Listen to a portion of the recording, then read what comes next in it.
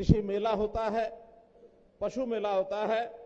मेरा सौभाग्य है कि मुझे लगभग हर बार नहीं तो काफी जगह पर काफी बार आने का मौका मिला है।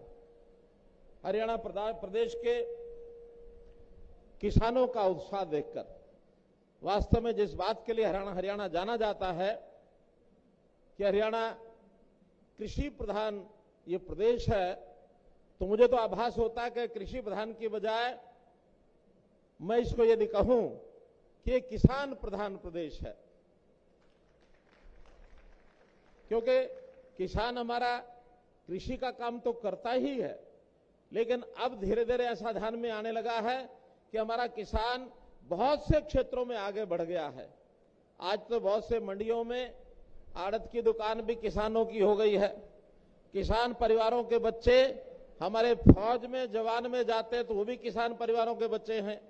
हमारे किसान परिवारों के बच्चे पहलवानी जो करते हैं, देश और दुनिया में हरियाणा का नाम जो कमाते हैं। अभी एशियाड जो खेल हुए चाइना के अंदर, उसके अंदर भी बड़ी संख्या में जो देश भर के मेडल आए, उसमें 30% मेडल हरियाणा के हैं मित्रों।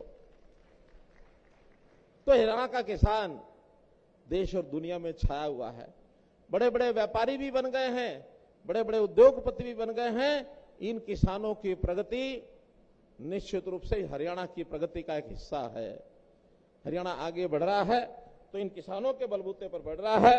मित्रों, भाइयों बहनों, हमने अभी जो प्रदर्शनी देखी है, इस प्रदर्शनी में जिस प्रकार के किसानों के हित में काम करने वाले कितने ही प्रकल्प मैंने देखे हैं। किसानों के काम का मशीनीकरण, यानी आज हाथ से काम नहीं करना पड़ता है, हर काम के लिए मशीन उपलब्ध है। 5000 साल पहले अगर किसान ने सबसे पहले हल का मुट्ठा पकड़ा था तो ये हरियाणा की धरती कुरुक्षेत्र में पकड़ा था। उस समय हल चलाना पहली बार लकड़ी का हल सीखा था।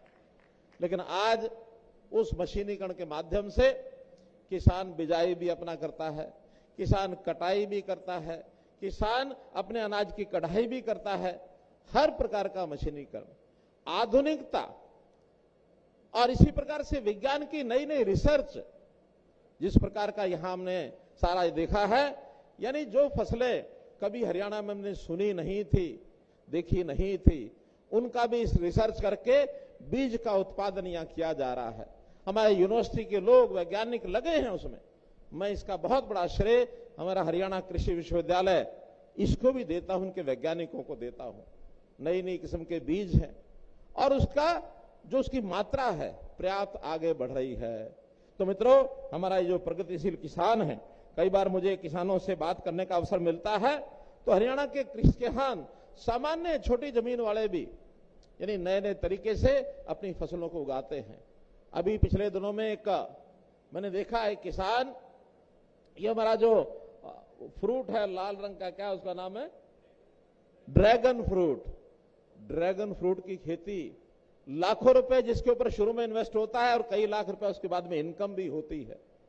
एक एक किसान 10-10 लाख रुपया प्रति एकड़ कमाने वाला ग्रीन हाउसेज लगा करके, भले ही बहुत कम है, ज्यादा नहीं है, लेकिन हमने तो उनके लिए भी योजना बनाई कि ऐसे प्रगतिशील किसान अपने जैसे 10 किसान और तैयार करें।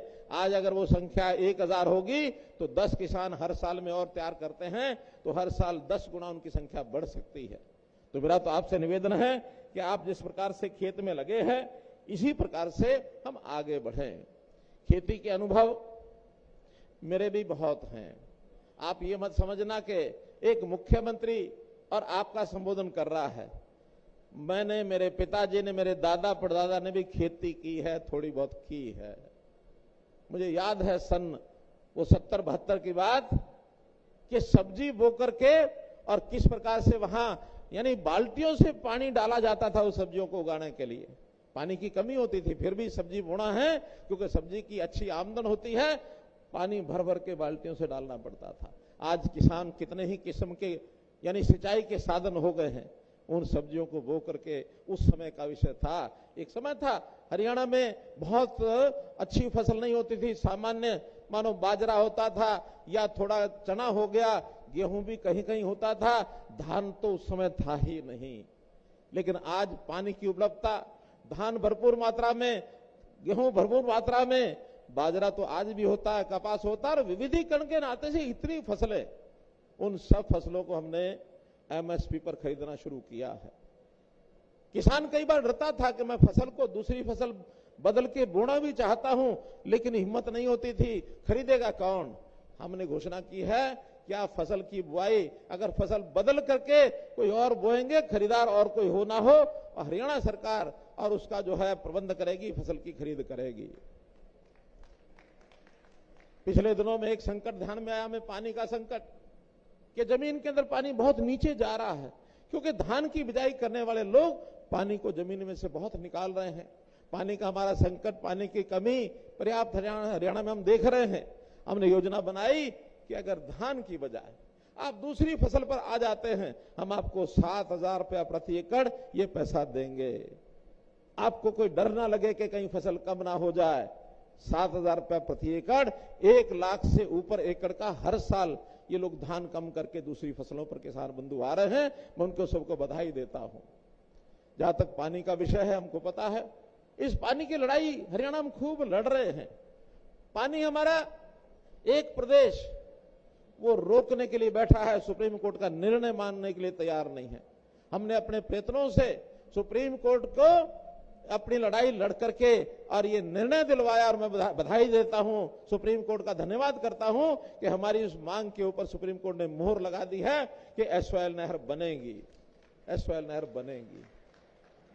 अब इस एसवाइएल के पानी को रोकने के लिए पंजाब हमेशा कुछ न कुछ बोलता रहता है, और उसी तरफ उन्हीं का एक राजनीतिक भाई दिल्ली, वो कहते हैं कि हमें पानी और दो। ये पानी देने से मना कर रहे हैं, वो पानी लेने के लिए हमेशा लगे रहते हैं। भाई ये हरियाणा की अपने पानी की जरूरत भी पूरा करने के लिए हमको ध्यान करना पड़ेगा कि नहीं करना पड़ेगा। तो भाई बहनों, ये जो दोगली राजनीति है, इस दोगली राजनीति को हम दोगले वाल को उसकी एक नहीं चलने देंगे। ये दोगले वाल, यहां अगर हरियाणा की जमीन पर बात करनी होगी तो पहले हमारे पानी का हिसाब देना होगा, तब आपके हरियाणा की धरती के ऊपर बात कर सकते, वरना बात नहीं कर सकते हैं। तो भाई बहनों, मैं तो आज आपसे इतना ही निवेदन करूंगा कि बहुत हमने प्रयोग किए हैं, फिर भी हमारा किसान यदि कोई सुझाव देता है, कोई नई उसकी आवश्यकता होती है, तो हमेशा तैयार हैं करने के लिए। चाहे किसान का भाव है, चाहे उसके फसल का नुकसान हो तो उसके मुआवजे की बात है, चाहे नए प्रकार के अनुसंधान करके बीज की बात, खाद की बात, कुछ भी करने के लिए, और हमको अगर आप कोई सुझाव देंगे तो हम निश्चित रूप से उसके ऊपर काम करेंगे। मेरा एक निवेदन आप लोगों से है कि हम लोग जो खेती करते हैं उसमें कई बार उसकी किस्म क्या होगी, उस फसल की किस प्रकार से गुणवत्ता होगी, इस पर उतने ज्यादा चिंता नहीं करते हैं। हम खाद का जो प्रयोग करते हैं, यूरिया है और उसके अंदर डीएपी या अन्य प्रकार के जो केमिकल खाद डालते हैं, उसके कारण से और हमारी जो फसल है उसकी क्वालिटी ये कमजोर होती है। उस कमजोर माने कई बार दूषित होती है। वो ऐसा अनाज मात्रा बढ़ जाती है, हम उसको अपनी आमदन का हिस्सा तो बनाते हैं, लेकिन कभी ये लगता है कि ये दूषित खाद कई बार जहर भी पैदा होता है, क्योंकि केमिकल जितने ज्यादा डालेंगे उतना इस खाद उस यानी अनाज से उपयोग करने वाला उसको बीमारी होने का भी डर रहता है। तो इसमें मेरा निवेदन है कि हम लोगों को अपनी मिट्टी और पानी इसकी जांच जरूर करानी चाहिए कि क्या उस जांच के बाद हमारी फसल में किस प्रकार का क्वालिटी की फसल होगी, और जांच के हिसाब से जैसा वैज्ञानिक बताएंगे या जैसे उसके पैरामीटर जांच के बाद मिलेंगे, उसके हिसाब से हमको वैसा ही फसल, वैसा ही बीज, वैसी किस्म बुआई करनी चाहिए। और जहां तक संभव हो सके हमको धीरे धीरे प्राकृतिक खेती की ओर बढ़ना चाहिए। प्राकृतिक खेती बढ़ेंगे तो उस प्रकार के बहुत खाद अब आ गए हैं जो हमारी फसल को क्वालिटी के नाते से अच्छा करेंगे।